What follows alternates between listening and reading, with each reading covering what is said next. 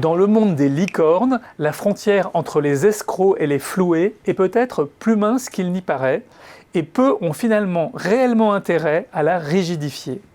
Bonjour Romain Buquet. Bonjour. Vous êtes l'auteur de cette phrase qui fait partie d'un article que vous avez publié sur le site The Conversation avec Louis Vuarrin, intitulé « Start-up frauduleuse, l'aveuglement complice des investisseurs ». Et vous êtes doctorant à l'ESCP. Alors d'abord, vous partez de l'exemple de Theranos, une start-up qui avait été portée au nu avant de s'effondrer. Que s'est-il passé ? Alors il y a eu un scandale retentissant ces dernières années aux États-Unis, dont on a eu que peu d'écho en France, et qui pourtant nous invite à porter un nouveau regard sur les startups. C'est une histoire qui a débuté en 2005 avec le lancement de Theranos par Elizabeth Holmes, une jeune étudiante de 19 ans, qui abandonne son cursus à Stanford pour lancer un projet ambitieux. Elle entend révolutionner l'industrie des tests sanguins. Sa promesse est forte. À partir d'une goutte de sang prélevée sur votre doigt, sa technologie devra permettre de faire une batterie de tests sanguins, d'obtenir les résultats en moins de 30 minutes. Tout ça à un coût bien inférieur à ce que font les acteurs traditionnels.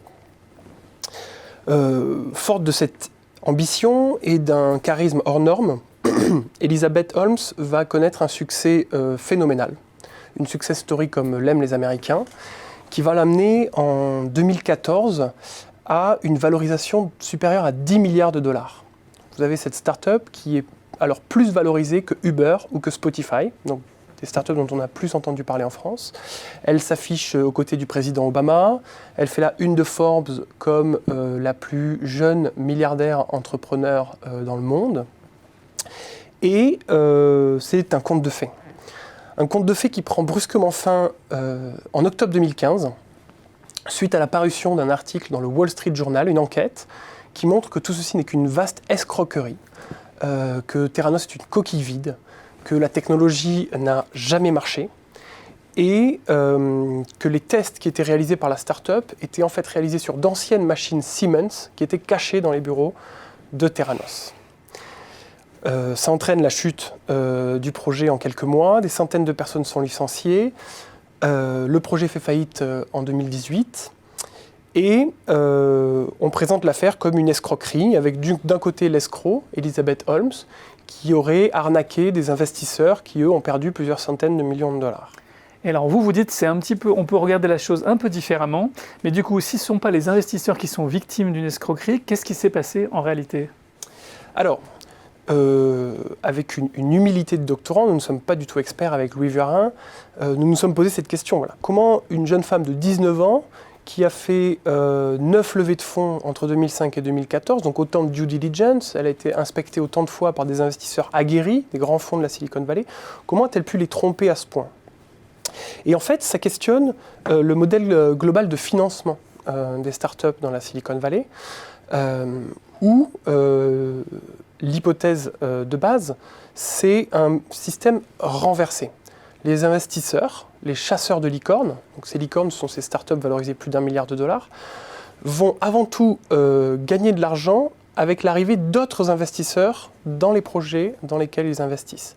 Et ainsi, la capacité réelle de l'entreprise à générer du profit, ou même du chiffre d'affaires à court ou moyen terme, passe au second plan.